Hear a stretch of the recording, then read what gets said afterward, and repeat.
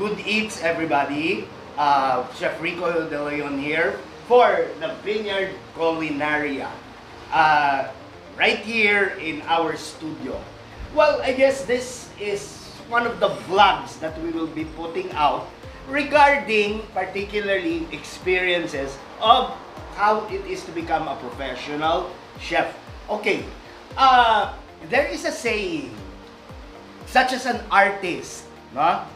An artist or a chef, the talent is not taught or it can never be taught to you. But it is what? It is part of you. You were born with the talent. Actually, it is true. It is very, very true that you have to be born with the talent of being an artist or being a professional chef. Ang artist at professional chef, may ano yan eh. They have something very much in common. An artist, ang pinaka-dinidesign niya, his creativity are seen in his portrait. Ang professional chef, our portrait is done in a platter or in a plate. Okay? So, with that being said, again, may kasabihan that the talent can never be learned. You have to be born with it. But ever since I started teaching, and by the way, paalala niyo sa akin na tungkol dyan, ano? But let me go back to the background of how I started to become instructor of culinary arts. First of all, I am the third of 5 children. I was sent to the United States of America year 1980 or 1981 by my parents. And I stayed there for a very long time till about I relocated back here to the Philippines 1999. Up to 2003, I kept coming back and forth, Pilipinas, US, particularly in New York. No? But from 2003 onwards, talagang I really stayed here in the Philippines. Anyway, before I even started teaching, no? Before I even started teaching culinary arts, which ever since I came back here to the Philippines, yun ang talagang ginawa ko. I started teaching, sharing my talents. But, before that, no? Ito ang background ko in culinary. I was in my mother's side sa Santiago, mga taga Bulacan. They are from Bulacan. Mga shout out sa mga Santiago ng Bulacan. My ancestry in Bulacan actually stems back with my mother's family. Malaki ang family ng mother ko eh.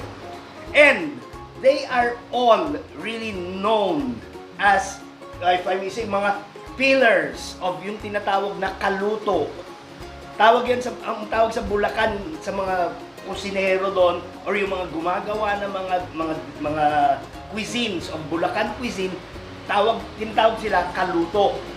Anyway, the eldest sister of my mother, God bless her soul, the eldest sister of my mother by the name of Milagros or Tita Mila Enriquez, actually is one of the authority of kaluto sa Bulacan, Malolos, Bulacan.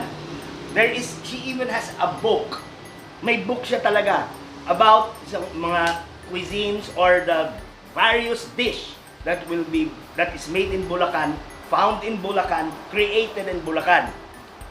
Lahat ng siblings ng nanay ko, from the eldest to the youngest, puro mahihilig magluto.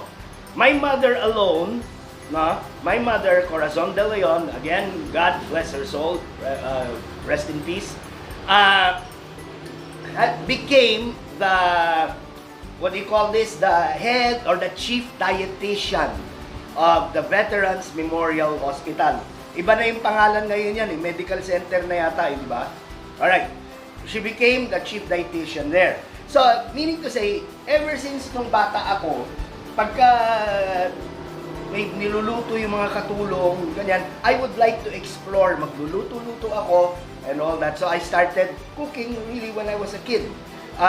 It was my interest kung ano-anong pinagluluto-luto ko dyan. Till I reached college. During the college days, nasa Amerika na ako niyan. No? During the time when I was in America, I kept cooking. Self-taught lang yun. Till I finally decided to take culinary arts. I took culinary arts, no? After the course that I had in college, na actually 2 years nagtrabaho ako as a banker, no? But after 2 years, parang I really felt that, you know, I was just doing the same thing. I got bored and I just jumped into it. I took the course of culinary arts in the New York Restaurant School. Iba na yung pangalan yan ngayon, ha? I think it's the Culinary Institute of New York City. Iba na yung pangalan yan, but they started as the New York Restaurant School, which is located right in front of the Empire State Building in 34th Street. Doon mismo. I took a course in culinary arts. During the time, anong bang taon yun? Hindi pa masyadong uso yung culinary. I mean, not unlike now, when you look outside, yung mga tao, when you look outside, lalo na before the pandemic, you will see people wearing chef jackets, chef pants, yung mga estudyante ng HRM, palakad-lakad dyan. But during the time when I decided to take culinary, wala pa talagang mga Pilipino. I was about the only Filipino that was in the class of culinary. Anyway, to make a long story short, finally I graduated culinary. That is when my career in culinary arts began. I started off with some small companies. I started off with doing my OJT in the Tavern on the Green. It's located in Central Park. After which, I started working for the Marriott. Ay, naririnig yan. Marriott, dito yung Marriott na nasa ano yun? NAIA Terminal 3, right in front of that. But ang Marriott talaga is from the United States. Matagal ng company yan. I started working for the Marriott, worked for them for a while. I became a corporate chef. I became a chef in a hotel of the Marriott. So, lahat yan, I've done that.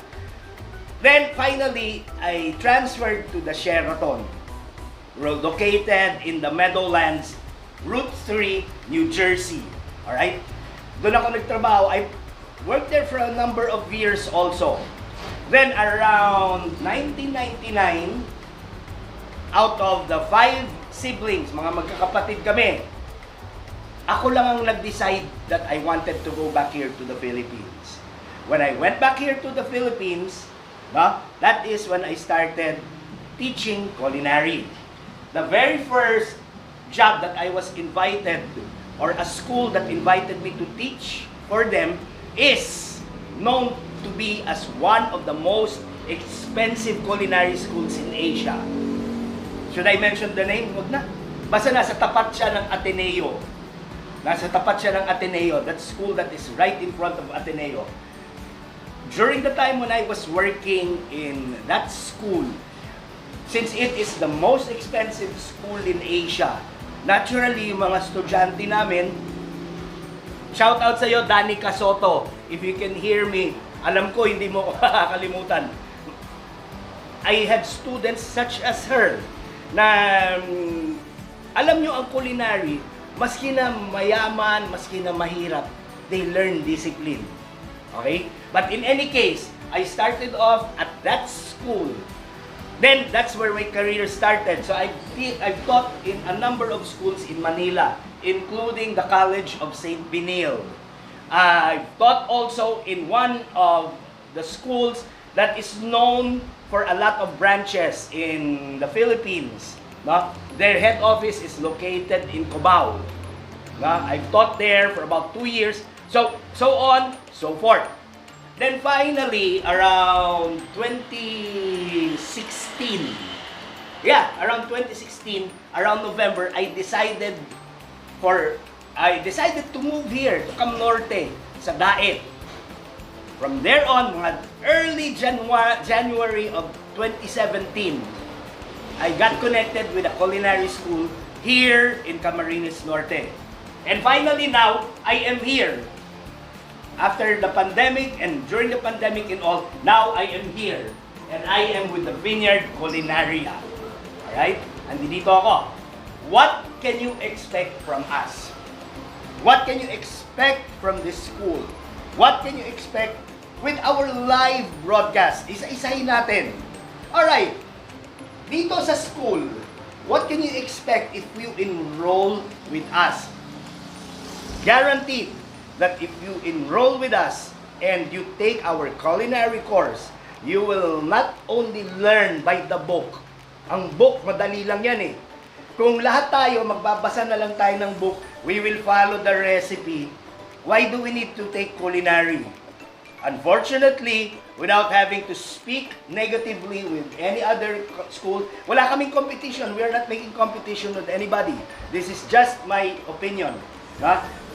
I know of a lot of schools that ang nagtuturo or the instructors are basically newly graduates of culinary. Tapos some of them nakapag 2 years, let's say, work in a cruise liner for 2 years and all that. Then, they gave them teaching. Worst of all, karamihan ng mga culinary schools na alam ko ngayon, most of the instructors talagang wala pang experience when it comes to the industry itself. They know the academe, yung by the book, alam nila yan. But, the good thing about having a professional chef as your instructor, lalo na with the experience that I have at least, if I'm not mistaken, more than 25 years of experience na ako eh. I have more than 25 years of experience. That's combining the hotel, the restaurant, now the school industry or the academe.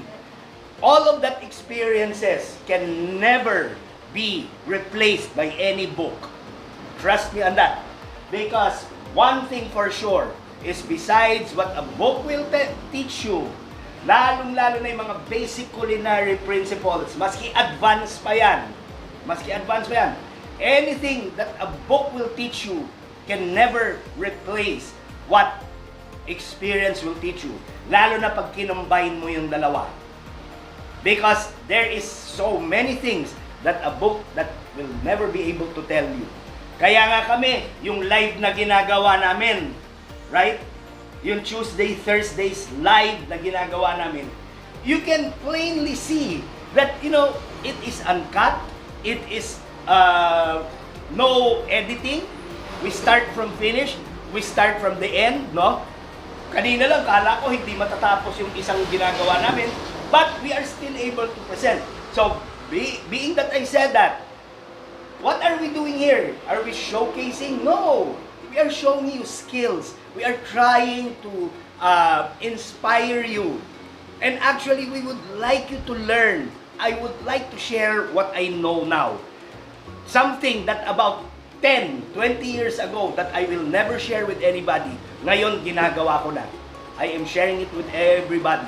Every aspiring student, maski na hindi student. What do you expect? You can expect that yung mga Tuesdays and Thursdays namin na yan, we will really showcase to you experiences or recipes na ginagawa ko all throughout my career. You try to look in any cookbook, tingnan nyo yung mga recipe na ginawa namin so far ng mga ilang araw. Makikita nyo to. Alright? We have activities also. May mga gagawin kami dito while I'm already with the Vineyard Culinaria. We have activities that we will be doing. Mag-on location kami. In history, lalo na in culinary history, I'll just give you a preview. In France, there is a recipe that is called bouillabaisse. What is bouillabaisse? It is actually a fish or a seafood stew. No? Paano nila niluluto sa France yan? They will use actual sea water. Yung galing sa dagat talaga. Doon nila lulutuin yung mga seafood. Halo-halong klaseng seafood. Actually, that has been my dream since dumating ako dito sa Cab Norte. learning about Bagasbas Beach. One thing I would like to do is do a local bouillabaisse right in the Bagasbas Beach. Maglalagay kami ng malaking pot dyan sa gitna somewhere. We will get seawater. Uutos. Wag naman yung malapit-lapit. Mag-uutos kami ng yung mga nagbabangka. Papakuha kami ng mga 5 gallons of seawater. We will start boiling that. Then we will start putting crabs. We will start putting fish. Lalagyan namin ng saffron. We will put tomatoes. I will do that. Abangan niyo yan. Back 2017, ewan ko kung may mga nakakatanda dito, during the pinyasan, I cooked the biggest paella dito, known here in Camarines Norte. I cooked a paella dyan sa Bagasbas Beach, about 8 feet by 8 feet kalaki. Ganun kalaki. Now that I am here with the Vineyard, we will do so many activities. We will go restaurant touring. Actually, I've started that with the Bantayog Chefs League. Now, we went to a few restaurants. Actually, nakakadalawa pa lang. I even went in the kitchen and I started playing with their ingredients, then ended up making a recipe for them. Gagawin din namin yan dito. We have so many plans here in the Vineyard Culinaria. We have so much plans. A lot of plans that we would like to do for all of you. We are gonna even offer a diploma course of culinary arts. It is gonna be available to anybody, anywhere you are, all over the world. Calling out to my former students na merong HRM degree but doesn't have a culinary arts degree that showed me their interests during the time they were my student. Calling out to you, abangan ninyo itong mga i-offer namin. And I will actually even tag you in my Facebook, because this course that we are planning to do, that will be available for everybody, I will really push that the right people with the aspiration to become a professional chef take advantage of what we will be offering at the Vineyard Culinaria. Alright? There is so many culinary stories I can give you. So many culinary stories I can give you. I have fed the richest people and I have fed the poorest people. The important part of that is because of the professionalism that I learned and the passion that I have with food. I do not stereotype anybody. The poorest, the richest will get the same exact service. Walang stereotype. And that is one of the things that I would like to teach everyone also as well.